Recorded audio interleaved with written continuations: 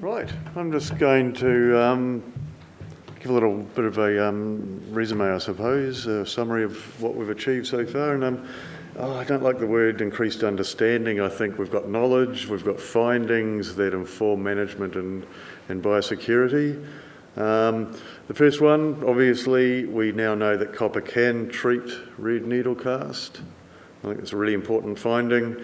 We've got genotypes resistant to red needle cast. Again, we've identified those really promising in terms of breeding and long-term sustainable management in disease-prone areas. If we can deploy resistant breeds or breeds that are resistant to red needle cast. We've got key genes, some of the work, sophisticated work that Rebecca's just described. You know, it's really out there, but it does, as Rebecca said, have practical implications as well in terms of what we can do on the ground, and we've identified genes that are associated with Phytophthora infection. So that could help speed up the breeding program rather than having to go out and test these things in the field. If we can identify genes that are key to resistance, then we can screen those genotypes in the lab rather than having to rely on field experiments that take a long time. So that again is just a really key finding. Environmental drivers of disease determined. We know that red needle cast in particular disease can build up really, really rapidly.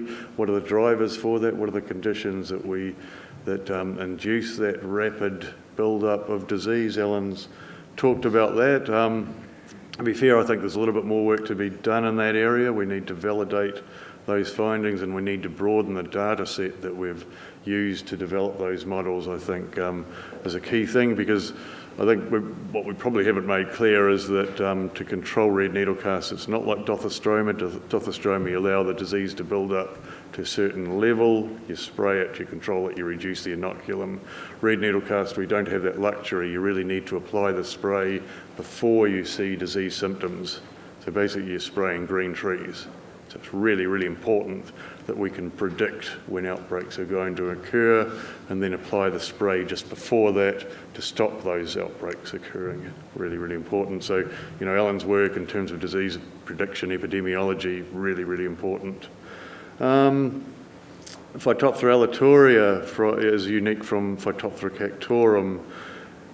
Again, we're better able to identify the impact of these pathogens on pines if we know actually what they are, and we're not confusing them with other pathogens that look very, very similar in the field or under a microscope. So again, we need the sophisticated techniques that Rebecca's described to identify and differentiate those different pathogens and those different isolates, because they may behave differently in the field.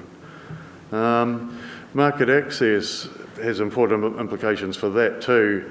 So we need to know the population structure of the pathogens we have in the country so we can counter any potential market access issues from our trading partners. And that really is intensified by the fluvialis, canaviae, alitoria issue. We found first to repeat sequence genomes with 8 Phytophthora. That was a really big piece of work, and it's really advanced our pathogen research and set us in the world scene, really. We've developed a huge number of collaborations through that work, and that can be just for the benefit of us going forward and our research program in the future. That's really getting onto that last point too. Really, we have, profiled our Phytophthora work to the world, and not only to the world, but domestically as well. And we've just initiated a whole lot of collaborations and a science structure, a science scene that really is an inducive to collaboration through various funding processes that we have. But we've managed to overcome that, and we have developed a really collaborative collegial program over the last 6 years, and I'm very proud of that. So I think I'll just leave it at that. Thank you.